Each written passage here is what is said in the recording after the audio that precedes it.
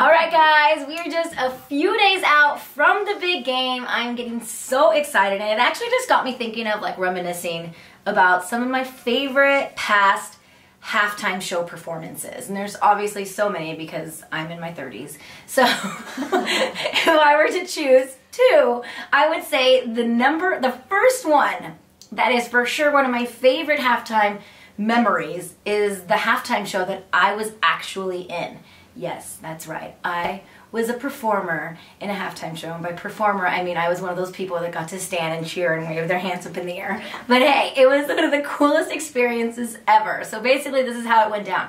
I'm 18 years old. I'm a freshman at San Diego State University. And I'm going to class, and it's a random Monday or Tuesday. I forget what it was. I was probably hungover. And so I'm walking by, and I see, like, you know, on college campuses how there's always, like, tables of just like, hey, join this club, or do this, or do that. So they're like, sign up to be in the halftime show. And me and my friends like walked up to this table. We're like, what does this mean? And they're like, basically, we're short about 500 people, and we need 500 people to sign up this week because the big game was that week. And all you need to do is come to one rehearsal and then obviously be there for the game. And so we did. So they bussed us all out for a rehearsal. It was like a long day. It was probably like a 6-hour day of just like practicing of like how to enter and do this and where to go.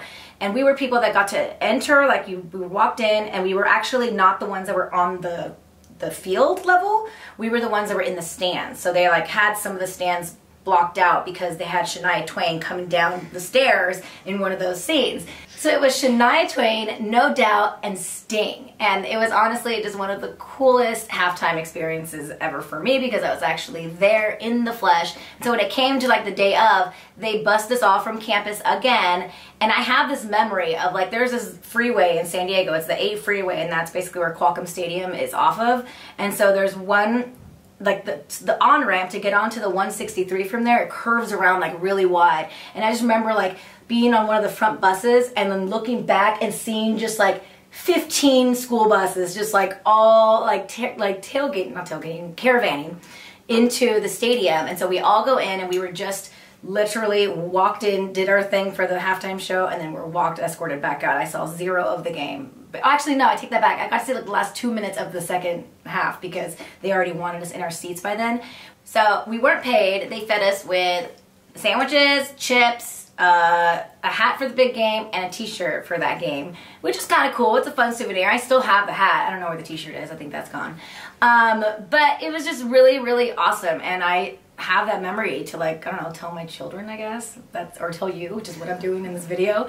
But one cool thing from that whole experience was that I got to touch Shania Twain's hand when she walked down the stairs. And at this time, like, I had like, there's no radio in my life at this point. I actually didn't start radio till the next year. So I hadn't ever met any famous people. I'd been to one concert before that. And so it was just a really fun experience. And then another, I guess, halftime show performance, if I had to, I wouldn't say it's a favorite, but it's definitely one that none of us will ever forget, right?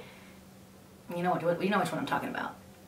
Yeah, it's the Janet Jackson, Justin Timberlake wardrobe malfunction. Wait, wardrobe malfunction, if you want to say it that way.